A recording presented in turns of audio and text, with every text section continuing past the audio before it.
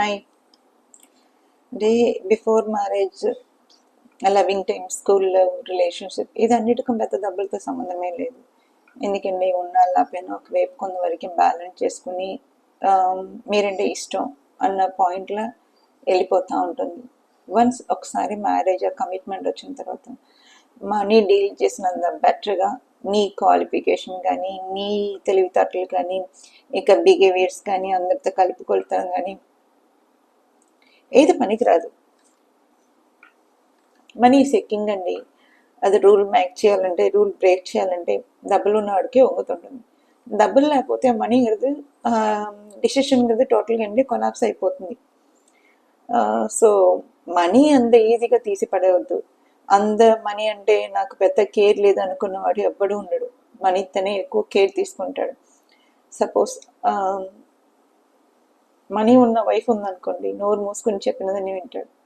అదే మగవాడు మనీతో ఎక్కువ డామినేషన్ ఉందనుకోండి, అమ్మాయి అలిగి మలిగి ఉండాల్సి వస్తుంది. అంతేగాని అమ్మాయికి అక్కడ వాయిస్ అనేది ఉండదు.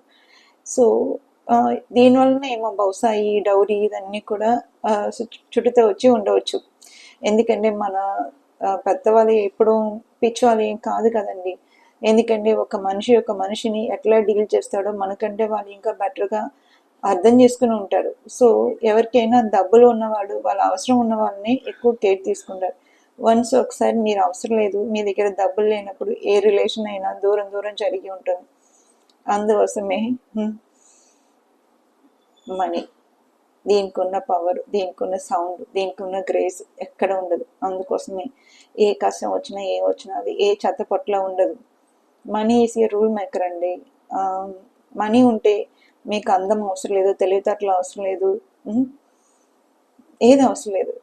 మనీ లేకపోతే మీరు ఇదన్నీ ఎన్ని ఉన్నా కూడా, అందంగా ఉండి టాలెంట్ ఉండి ఏమున్నా కూడా మీకు పక్కన నించోటానికి కూడా కొన్నిసారి చాలా చిరాకు పడే జనాలు ఉంటారు. సో అంత పవర్ఫుల్ వెపన్ అండి. Take care with your money.